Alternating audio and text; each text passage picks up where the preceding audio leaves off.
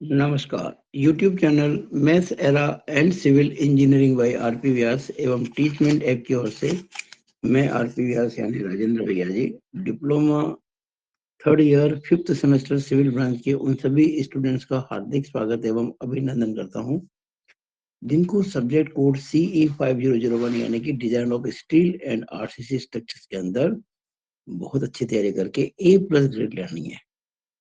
और उसके लिए आप अगर मेरे निर्देशानुसार काम करेंगे तो बहुत फायदे में रहेंगे।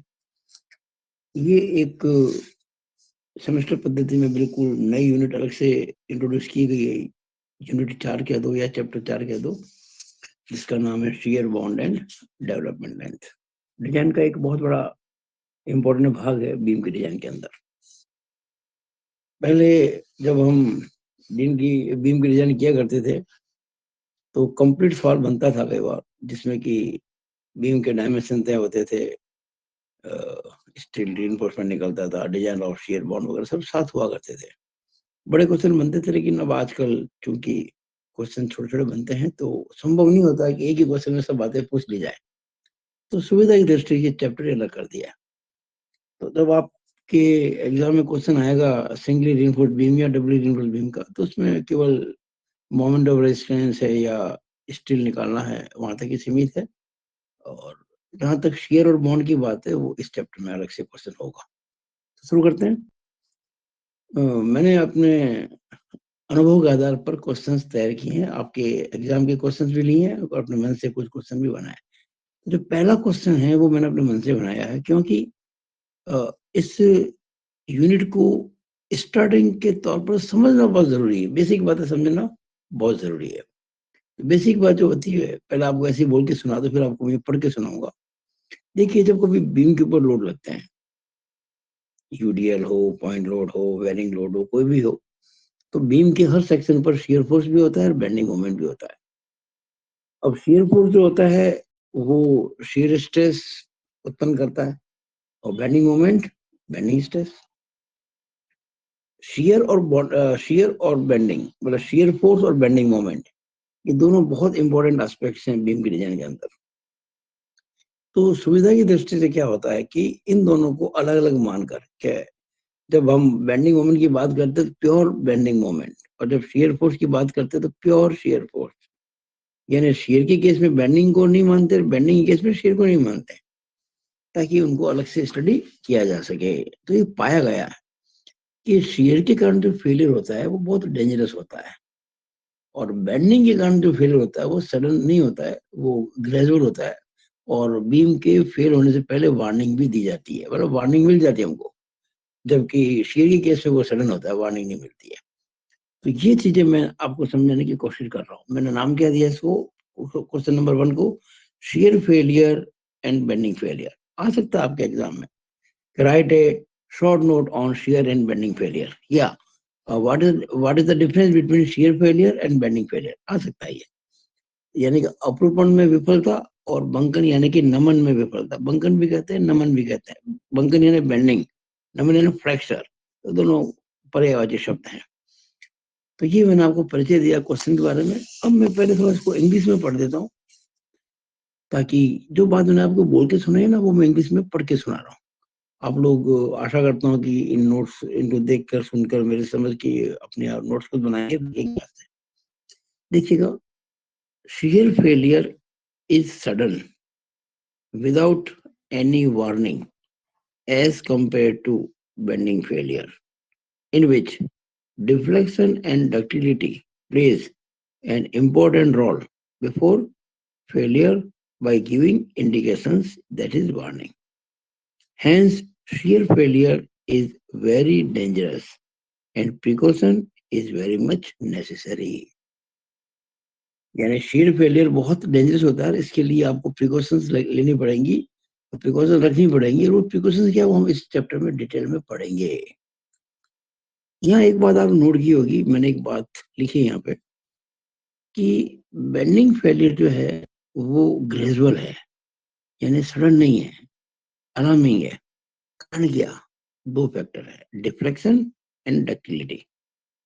डिफ्लेक्शन का मतलब होता है विक्षेप, और डक्टिलिटी होता है तन्यता। स्टील जो होता है ना, जिसमें जो कि आरसीसी में काम लेते हैं, उसके अंदर होती है डक्टिलिटी।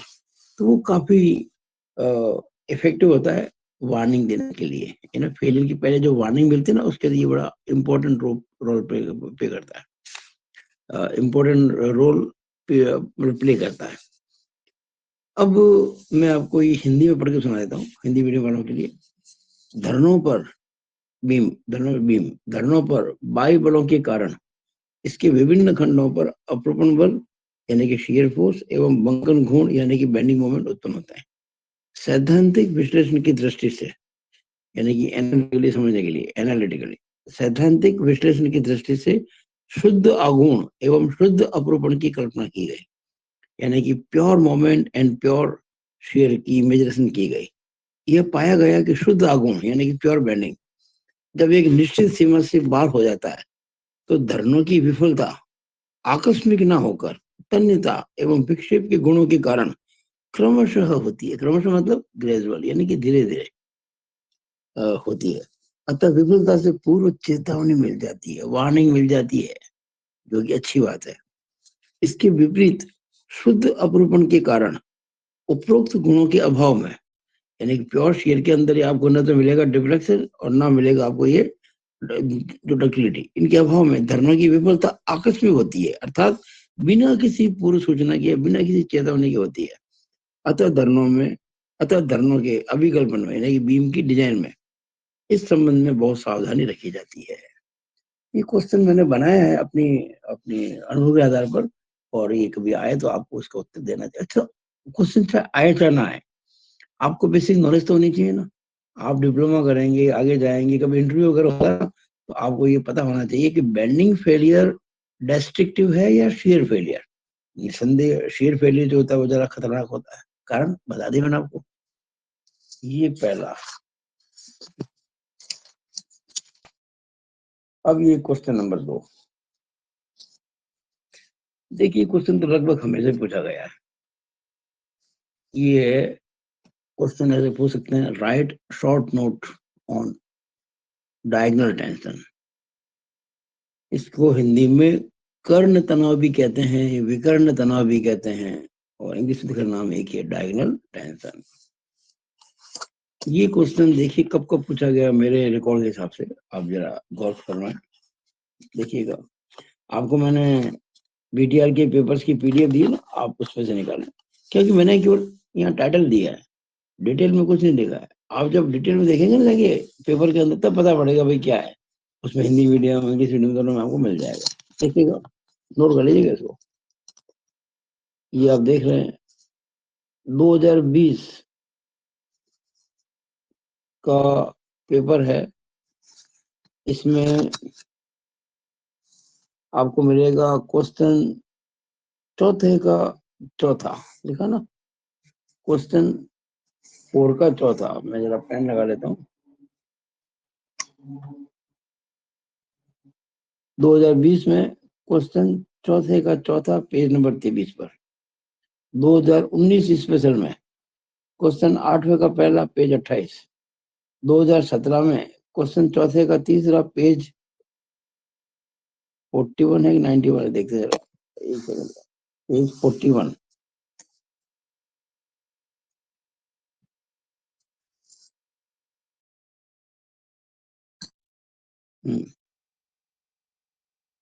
फिर 2013 में क्वेश्चन पहले का दूसरा, पेज 75। फिर 2009 में क्वेश्चन पहले का दूसरा, पेज 101।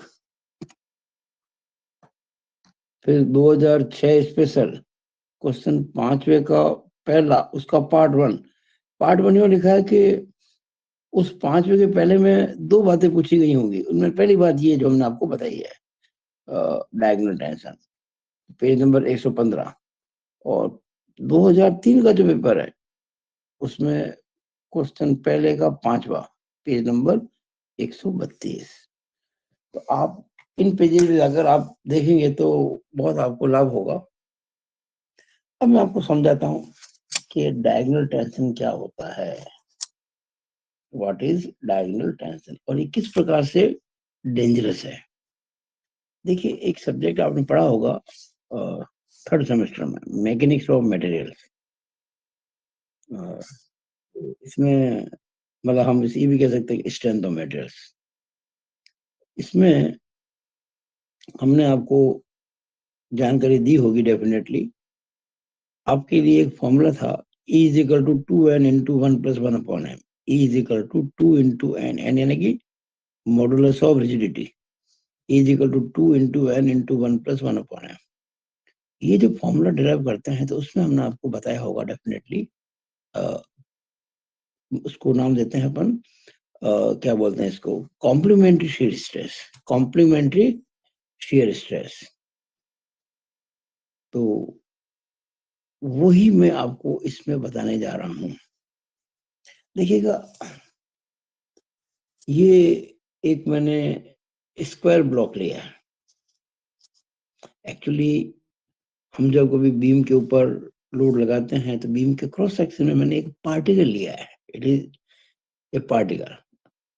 वो पार्टिकल मैंने सुविधा की दृष्टि से स्क्वायर मान लिया, बहुत छोटा, नेग्लिजिबल। देखिए आपको बड़ा करके दिखाया गया है ताकि समझ में आ जाए। ऐसे इनफिनिट नंबर ऑफ पार्टिकल होते हैं उसके बीम के क्रॉस सेक्शन में। हमने एक छोटा सा पार्टिकल लिया है। अब वो जो छोटा सा पार्टिकल लिया मैंने स्क्वायर, उसमें देखिएगा उसको नाम दिया ABCD। और इसके जो दो फेसेस हैं BC और AD, इन पे हमने प्योर शेयर स्ट्रेस डेवलप की। देखिए ये प्योर शेयर स्ट्रेस दिख रहा है, वो एक क्यू, स्मॉल क्यू नीचे और ये स्मॉल क्यू ऊपर। शेयर स्ट्रेस हमेशा पैरेलल टू प्लेन होती है, ये ना इसके पैरेलल। तो ये क्यू, ये भी क्यू, तो ये कहलाती है प्योर शेयर। ध्यान दीजिएगा, प्योर शेयर का मतलब इसमें बेंडिंग का कोई दखल नहीं है, केवल शेयर की बात चल रही है। तो जब कोई प्योर शेयर स्ट्रेस किसी फेस पर काम करती है तो उसके परपेंडिकुलर फेस पर ऑपोजिट डायरेक्शन में उतनी ही शेयर स्ट्रेस डेवलप हो जाती है, जिसको कहते हैं कॉम्प्लीमेंट्री शेयर स्ट्रेस या पूरक अपरोपण प्रतिबल। ये आपको थर्ड सेम में बता चुके थे, इसलिए ज्यादा डीप में नहीं जाएंगे। अब देखिएगा, ये जो BC है और जो AD है, इसके परपेंडिकुलर ये CD और AB है। तो ये जो आपके बन रहा है कपल, ये बन रहा है क्लॉकवाइज। देखिएगा क्यू डायरेक्शन नीचे, ये डायरेक्शन ऊपर, कैसे बना कपल क्लॉकवाइज। इट इज, ये राइट में नीचे, लेफ्ट में ऊपर, क्लॉकवाइज बन गया। तो क्लॉकवाइज कपल को बैलेंस करने के लिए एक एंटी क्लॉकवाइज कपल बनेगा। देखिए ये लेफ्ट में और वो राइट में, ये तो है क्लॉकवाइज, वो है एंटी क्लॉकवाइज। और ये शेयर स्ट्रेस है Q डैश, जो कि Q के बराबर होती है। अब आप जब देखेंगे इस D पॉइंट पर इन स्ट्रेसेस के कारण फोर्स लगेगा। D पॉइंट पर फोर्स कैसे आ रहा है, देखिए यूं इधर आ रहा है और इधर से यूं आ रहा है, यानी D पॉइंट एक तरह से खींच रहा है, टेंशन। और इसके ऑपोजिट B पॉइंट देखिए, यहाँ पर फोर्स यूं आ रहा है और उधर से यूं आ रहा है। ये भी देखिएगा, यहाँ पे जो होगा रिजल्टेंट फोर्स, वो इस B पॉइंट को दूर ले जाएगा। यानी ये जो डायगोनल BD है ना, ये खींचेगा। ये देखिए मैंने आपको बताया, after application of shear stresses, ये डायगोनल खिंच गया। देखिए जो पहले ये BD था, अब वो B डैश D डैश हो गया, खिंच गया ना ये। अच्छा, ये जो डायगोनल AC जरा यहाँ देखेगा, A पॉइंट पर ये फोर्स, ये स्ट्रेस है, तो ये इधर फोर्स लगेगा, इधर यू फोर्स लगेगा। तो इस फोर्स का रिजल्टेंट यू होगा। C पॉइंट पर देखिए फोर्स यू और यू है, रिजल्टेंट यू होगा। यानी यहाँ फोर्स रिजल्टेंट ऐसे और ऐसे होगा, ये दबेगा, कंप्रेस होगा। और जब कंप्रेस होता है तो लेंथ कम होती है। तो ये जो डायगोनल AC है, इसकी तो लेंथ होती है कम, और ये जो डायगोनल BD है, इसकी लेंथ हो जाती है ज्यादा। तो ये डायगोनल टेंशन है, उसमें डायगोनल कंप्रेशन है। अब कंक्रीट तो बड़ी मजबूत होती है भाई कंप्रेशन में। Concrete is very much powerful in compression, but very poor, very weak in tension.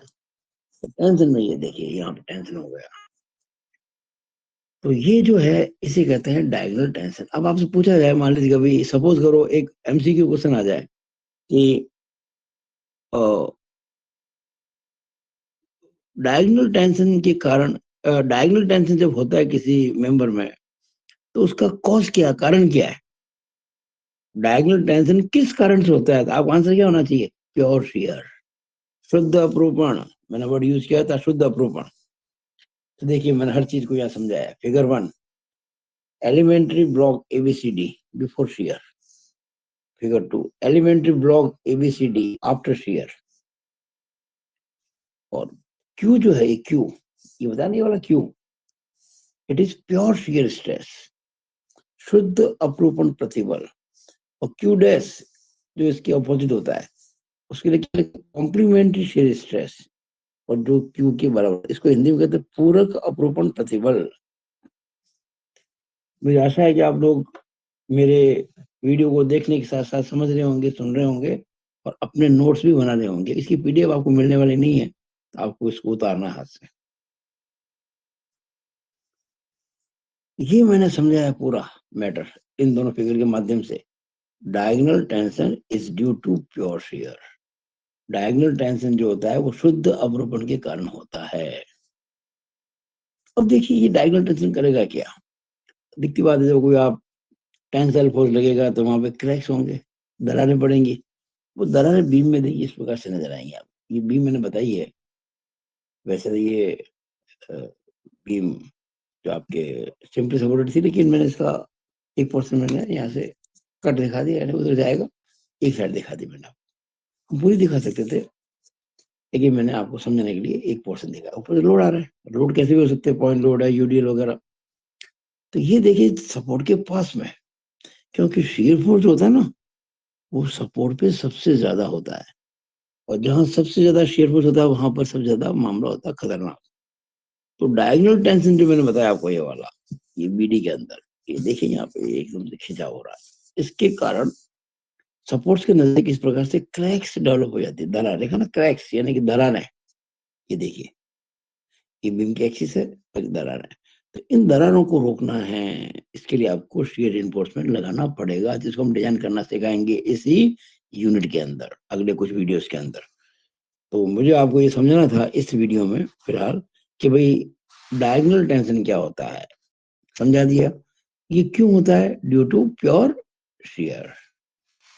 तो मैंने फिगर इसको बताया यहाँ पे। फिगर 3 जो है, तीसरा वाला, ये फिगर 1 था, ये फिगर 2 था, ये फिगर 3 है।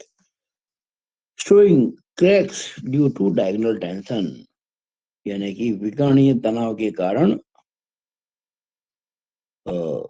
क्रैक्स यानी कि दरारें जो होती है उसको शो करने वाला ये फिगर है। तो मुझे आशा है कि आप लोगों ने इसको अच्छे से सुना होगा, समझा होगा, और अपने नोट्स भी आप डेफिनेटली बनाएंगे। ये क्वेश्चन बहुत आता है, पता नहीं कितने दफे आ चुके, देखिए आप।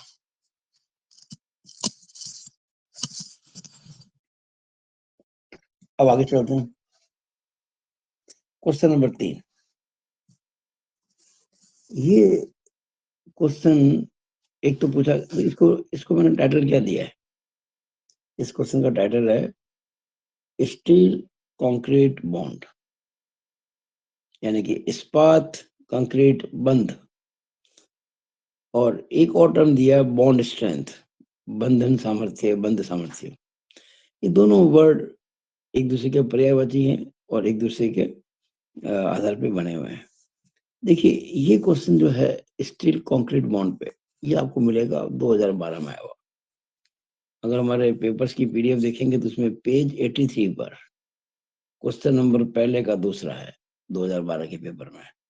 मैं चाहूंगा कि आप पीडीएफ देखें और वो क्वेश्चन की लैंग्वेज पढ़ें, क्योंकि जब तक क्वेश्चन की लैंग्वेज नहीं पढ़ेंगे उसका अर्थ समझ में नहीं आएगा। यहाँ मैंने केवल आपको टाइटल दे दिया, बस लैंग्वेज नहीं लिखी है। और दूसरा जो क्वेश्चन आप देख रहे हैं बॉन्ड स्ट्रेंथ, ये 2016 स्पेशल में आया हुआ है, क्वेश्चन नंबर 8वें का पहला, पेज नंबर 53 पर। तो पेज नंबर 53 पर आपको ये मिलेगा डेफिनेटली, डिटेल में आप पढ़ना चाहें क्वेश्चन के बारे में। अब ये क्या होता है, इसको सिखाने के लिए, समझाने के लिए मैंने सब कुछ आपके लिए बहुत अच्छा मैटर इकट्ठा किया, बहुत अच्छा मैटर, जो आपको कहीं भी किसी भी बुक में नहीं मिलेगा, नॉट इन एनी बुक। मैंने बच्चों की सुविधा हेतु इंग्लिश मीडियम में लिख दिया है, और ऊपर ये हिंदी मीडियम में भी है। ये आपको पेपर को पॉज करके अपने हाथ से लिखना पड़ेगा। अभी आपको मैं हर चीज को समझाऊंगा।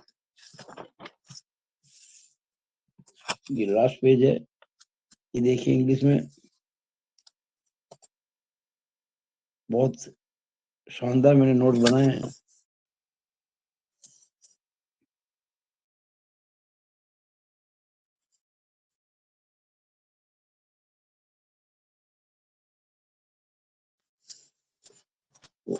पढ़ लेते हैं इस क्वेश्चन को, जो कि एक बार तो बॉन्ड स्ट्रेंथ के रूप में 2016 स्पेशल में आया था, और एक बार स्टील कंक्रीट बॉन्ड के अंतर्गत 2012 में पूछा गया। एक्चुअली ये क्वेश्चन पूछे तो कम गए हैं, लेकिन ये बेसिक क्वेश्चन है। अगर इनको नहीं पढ़ेंगे ना तो अपन ये शेयर बॉन्ड वगैरह नहीं कर पाएंगे। तो शेयर बॉन्ड वगैरह समझने के लिए, उनके क्वेश्चन करने के लिए, उनके डिजाइन करने के लिए इन बातों को समझना जरूरी है, जो क्वेश्चन के रूप में भी आए हुए हैं। अब मैं इसको समझाना शुरू करता हूँ। मैं कुछ बोलूँ उसको देख देख के, उसके पहले आपको सिंपली बातें बताता हूँ। देखिए क्या होता है, पहले सामान्य सी बात समझ लेते हैं अपन, फिर इसको पढ़ेंगे अपन। लिखा हुआ है सामान्य बात क्या है, जब तक प्रॉपर बॉन्डिंग नहीं होती है दो कॉन्स्टिट्यूएंट्स के बीच में।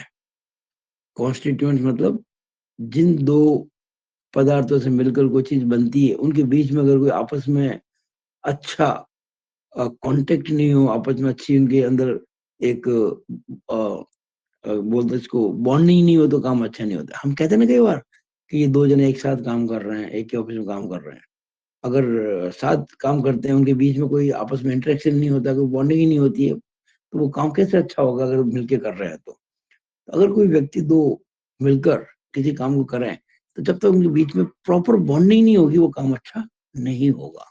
ये सामान्य सी बात है, ये लागू होती है कंक्रीट के अंदर, आरसीसी के अंदर, रीइंफोर्स्ड सीमेंट कंक्रीट में। रीइंफोर्स्ड सीमेंट कंक्रीट में हमारे पास जो दो एलिमेंट्स होते हैं इसके, वो है स्टील और कंक्रीट। अब अगर स्टील के मैं अलग हूँ, कंक्रीट के मैं अलग हूँ, आपस में उनका कोई साथ ही ना हो, तो कैसे पार पड़ेगी भाई। तो क्या होना चाहिए कि जब ये दोनों मिलकर लोड उठाते हैं, इनके बीच में प्रॉपर बॉन्डिंग जरूरी है, तभी लोड ट्रांसफर होगा। लोड नॉर्मली जो होता है, पहले हमेशा कंक्रीट में आता है और वो उसको स्टील में ट्रांसफर करता है, और वो ट्रांसफर होने के लिए बीच में बॉन्डिंग होनी जरूरी है। अगर हम ये मानिए कि कंक्रीट में हमने आर पार सुराख कर दिया और एक लोहे की रॉड डाल के उसमें ऊपर से डाल के नीचे से निकाल दी, तो क्या बॉन्डिंग हुई? There is no any bonding. आपने देखा होगा पहले फ्रेमवर्क, इसका फॉर्मवर्क बनता है, फिर इसमें कंक्रीट डालते हैं, बाद में वो सूखती है तो धीरे धीरे धीरे धीरे आपस में उनकी बॉन्डिंग होती है। तो बॉन्डिंग जरूरी है, और इसी को मैं आगे समझाने की कोशिश कर रहा हूँ। तो पहले मैं आपको इंग्लिश में बोल देता हूँ एक बार, ताकि इंग्लिश मीडियम के बच्चे इसको समझ लें। देखिएगा, RCC structures will successful only when there is proper bond between its constituents, यानी कि कंक्रीट और स्टील। देखा ना, steel and concrete. In these structures, यानी कि RCC, in these structures external load first come on concrete. पहले वो load concrete पे आता है, then the load is transferred from concrete to steel. This transfer of force will be possible only when there is no any relative movement between concrete and steel। यानी कि steel और concrete बीच में कोई relative का मतलब होता है पारस्परिक, कोई बीच में कोई सरकन नहीं हो। अगर सरक जाएंगे फिर तो क्या लोड होगा उसको ट्रांसफर, सरकना, उनको परफेक्ट बॉन्ड होना चाहिए। हाँ, movement between concrete and steel. Now steel concrete bond, हम बात करते हैं स्टील कंक्रीट बॉन्ड की। Now steel concrete bond is that force which prevent relative movement between these two constituents of RCC. यानी कि स्टील कंक्रीट बॉन्ड जो है, वो फोर्स है जो कंक्रीट और स्टील के बीच का जो रिलेटिव मूवमेंट होता है उसको रोकता है, और इसको कहते हैं प्रतिरोधी बल, यानी कि रेजिस्टिंग फोर्स। इसको मैंने हिंदी में लिखने की कोशिश की है, यहाँ पे देखिएगा। आरसीसी के स्ट्रक्चर्स तभी संयुक्त खंड के रूप में सफलतापूर्वक कार्य करेंगे। संयुक्त खंड का मतलब स्टील कंक्रीट मिलाकर। आरसीसी के स्ट्रक्चर्स तभी संयुक्त खंड के रूप में सफलतापूर्वक कार्य करेंगे जब इनमें प्रयुक्त पदार्थ यानी कि इस्पात और कंक्रीट मजबूती से जुड़कर एक इकाई के रूप में काम करें या एक इकाई के रूप में फोर्स लें। एक्सटर्नल फोर्स जो होता है सीधे ही इस्पात पर नहीं आता है। ये बल पहले कंक्रीट पर कार्य करते हैं एवं कंक्रीट के द्वारा ये बल इस्पात में यानी स्टील में स्थानांतरित होते हैं, ट्रांसफर होता है। कंक्रीट से स्टील में ये लोड ट्रांसफर तभी होगा जब इन दोनों पदार्थों के बीच कोई सापेक्ष सरकन नहीं होगी, यानी कोई रिलेटिव मूवमेंट नहीं होगा या स्लाइडिंग नहीं होगी, नहीं हो। अब यानी इतनी बात समझने के बाद हम कह रहे हैं अब स्टील कंक्रीट बॉन्ड, अब उसकी परिभाषा, स्टील कंक्रीट बॉन्ड वह बल है जो कंक्रीट एवं इस्पात के बीच सापेक्ष सरकन को रोकता है। Relative movement between concrete and steel को जो रोकता है फोर्स, उसी को हम कहते हैं स्टील कंक्रीट बॉन्ड। आगे चलते हैं। अब एक टर्म आई है बॉन्ड स्ट्रेंथ। तो देखिएगा, bond strength is measurement of steel concrete bond. और ये जो स्टील कंक्रीट का जो बॉन्ड है, जो बंधन है इनके बीच का, उसको नापने की इकाई है बॉन्ड स्ट्रेंथ, और ये नापी जाती है टॉ बीडी से। इसके लिए आपको आरसीसी में कोड के अंदर टेबल्स मिलेंगी, बताऊंगा मैं आपको भी कहां पर है। तो बॉन्ड स्ट्रेंथ जो है वो मेजरमेंट है, नापने का तरीका है। किसको? स्टील कंक्रीट बॉन्ड को नापने का तरीका है। Bond strength is also known as bond stress. हम बॉन्ड स्ट्रेंथ कहें या बॉन्ड स्ट्रेस कहें, एक ही बात है। Acting parallel to the bar on the interface between the bar and the concrete. ये आपको हम पढ़ा चुके थे स्ट्रेंथ ऑफ मेटेरियल्स के अंदर, मैकेनिक्स ऑफ मटेरियल में, कि शेयरिंग जो होता है ना, शेयरिंग तो हमेशा प्लेन के पैरेलल होता है। उसमें जो रेजिस्टिंग फोर्स होता है वो बल के पैरेलल होता है, जबकि डायरेक्ट जो टेंशन या कंप्रेशन होता है उसमें रेजिस्टिंग जो फोर्स होता है वो एक्टिंग फोर्स के परपेंडिकुलर होता है, और इसमें फोर्स के पैरेलल होता है। वो बात मैंने लिखी है। क्या लिखा मैंने? Bond stress acting parallel to the bar and the to bar on the interface between the bar and the concrete। बार और कंक्रीट आपस में मिलते हैं ना, उस पर पैरेलल, बार के पैरेलल।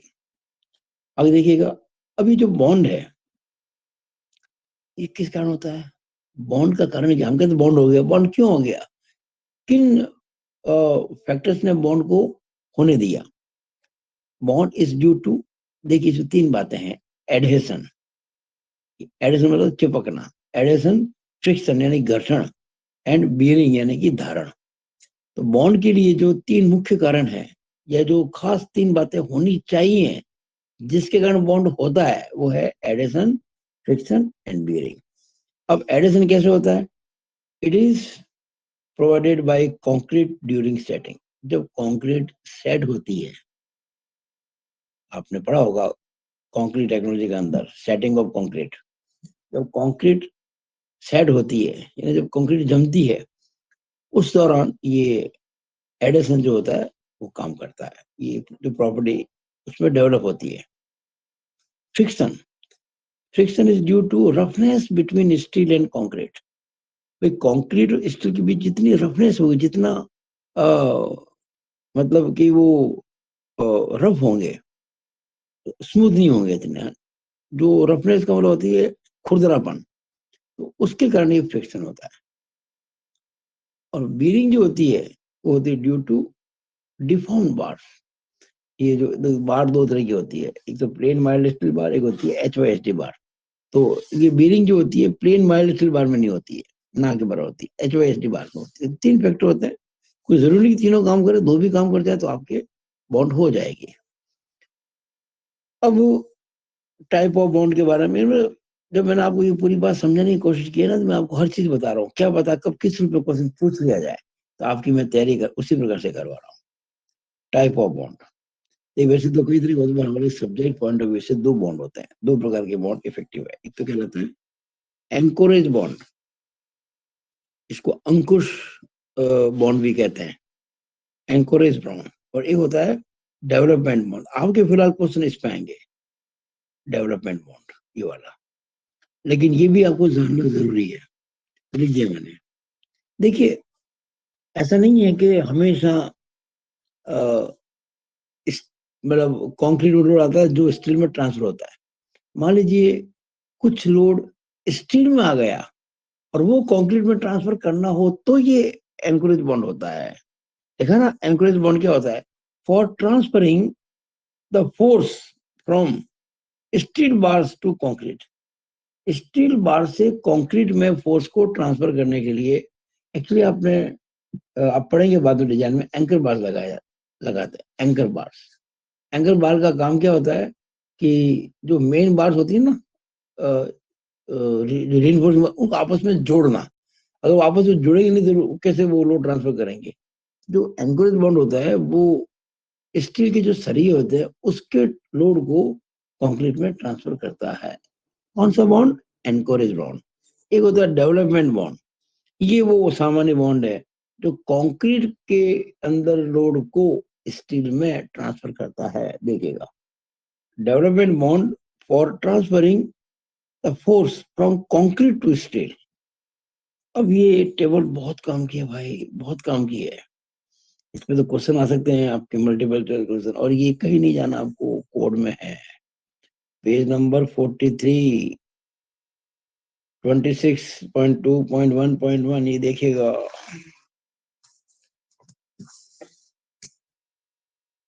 ये पेज नंबर 43 आरसीसी कोड के अंदर, याद कर लो, ये असल से कई बार मिलती नहीं है, गुम जाती है, अब ढूंढते रह जाओगे कि नहीं मिलेगी आपको, इसलिए आपको मैं लिखा रहा हूँ इस चीज को। ये है, अभी क्या है इसको डिटेल में मैं आपको यहाँ लिख देता हूँ। देखिए ये बहुत काम का है, आपको याद करने की जरूरत नहीं, रटने की जरूरत नहीं है। हालांकि काम करते तो आपको याद हो ही जाएंगे, लेकिन आपको जब कभी कोई क्वेश्चन करेंगे तो रेफर तो आपको करना पड़ेगा। आप कोई चीज लिखते हैं तो ये बताना पड़ेगा कि आपने कोड में कहाँ से देखा, इसी के नंबर होते हैं। ये है design bond stress for plain bars in tension. Plain mild steel bars जो टेंशन में होती हैं उसके लिए डिजाइन बॉन्ड स्ट्रेस की टेबल देती है। डिजाइन बॉन्ड स्ट्रेस डिपेंड किस पे करती है? ग्रेड ऑफ कंक्रीट पर। ये एमसीक्यू आ सकता है, ध्यान रखना। ये एमसीक्यू बनता है इस प्रकार से कि डिजाइन बॉन्ड स्ट्रेस या बॉन्ड स्ट्रेस बेस्ड ऑन, तो आपको आंसर होना चाहिए ग्रेड ऑफ कंक्रीट। अगर आपको ग्रेड ऑफ कंक्रीट पता है तो आप बॉन्ड स्ट्रेस पता कर सकते हैं। तो डिजाइन बॉन्ड स्ट्रेस जो होती है वो अलग अलग ग्रेड जो कंक्रीट के हैं, M20, M25, इसको हम पहले पढ़ चुके हैं यूनिट 1 के अंदर। M50, M40 प्रकार से ये मेन जो आपको है सर 20, 25, 30, 35, 40, ये चार हमने 1, 2, 3, 4, 5 ग्रेड बताइए। और ये बॉन्ड स्ट्रेस इसको कहते हैं टो बीडी। देखिए जरा इसका सिंबल समझिएगा, बहुत काम की चीज है, इसको समझ लीजिएगा। Tau, TAU, tau, tau BD. ये मिलेगा आपको वैल्यू न्यूटन पर mm स्क्वायर, जैसे लिखा ना न्यूटन पर mm स्क्वायर, 1.2 न्यूटन पर mm स्क्वायर, 1.4, 1.5, 1.7, 1.9, इस प्रकार से। पेज 43 पर है ये। तो ये डिजाइन बॉन्ड स्ट्रेस है। M20 है तो इतनी है, M25 है इतनी है, लेकिन कैसी bars? Plain mild steel bars के लिए। अब नीचे नोट लगाया गया कोड के अंदर, आप पढ़ेंगे तो पता पड़ेगा, मैंने लिख दिया है। अगर डिफॉर्म बार्स है यानी कि HYSD, चाहे वो 415 हो चाहे 500, डिफॉर्म बार्स के केस में इन वैल्यूज को 60% बढ़ाना होगा। Increase these value by 60%। मतलब क्या? जैसे कि मान लीजिए मान लो कुछ समय के लिए M25 ग्रेड की चल रही है और प्लेन बाल के लिए 1.4 न्यूटन पर mm स्क्वायर है। तो डिफॉर्म बाल जो डिफॉर्म बार के लिए 1.4 इंटू कितना बढ़ा रहा है 60%, 1.4 को 1.6 से गुना कर देंगे। 1.4 को, क्योंकि 60% हमको बढ़ाना है ना, देखिएगा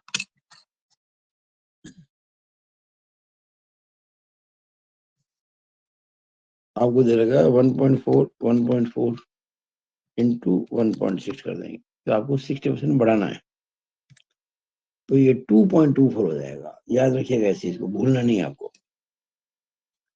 HVAC बार्स के अंदर ये 2.24 न्यूटन पर mm हो जाएगा कोड के। और ये आपको कोड का हवाला देना पड़ेगा कि वहां देखिए इस पॉइंट पर लिखा हुआ है, अपने ऊपर कुछ लेना ही नहीं आपको, सब कुछ कोड के पे डाल दो।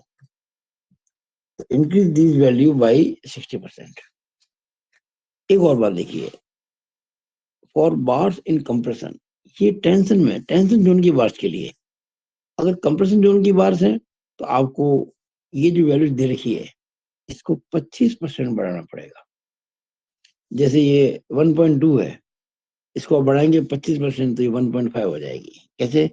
1.2 को गुणा करेंगे 1.25 से तो 1.5 हो जाएगी। 25% जो होता है चौथाई, 1.2 का चौथाई कितना होता है 0.3, और 0.3 में जोड़ोगे तो 1.5 हो जाएगा। तो अगर ये जो टेंशन जोन में तो अच्छी बात है, लेकिन यही बात अगर कंप्रेशन जोन में है तो आपको 1.2 की जगह 1.5 लेना पड़ेगा, और उसमें भी बाद में फिर डिफॉर्म बार आ गई तो इसको इंटू 1.6 करना पड़ेगा। ये चीजें आपके MCQ में आ सकती हैं, सारा आंसर आपको इस कोड में मिलने वाला है। तो मुझे पूरी आशा है कि आपने इस वीडियो को एंजॉय किया होगा, और हर तरह से मैंने अपनी ओर से आपको बताने की कोशिश की है क्वेश्चन कैसे आते हैं, कैसे आपको आंसर देने हैं। और इंग्लिश मीडियम के बच्चों के लिए खास तौर पे मैंने काम किया, इस बार इंग्लिश में भी आंसर दिए हैं। तो इसके आशा के साथ कि आप इसको अच्छे से समझे होंगे और नोट भी किए होंगे, मैं अपनी बात को समाप्त करता हूँ। It is all about this video. Thank you.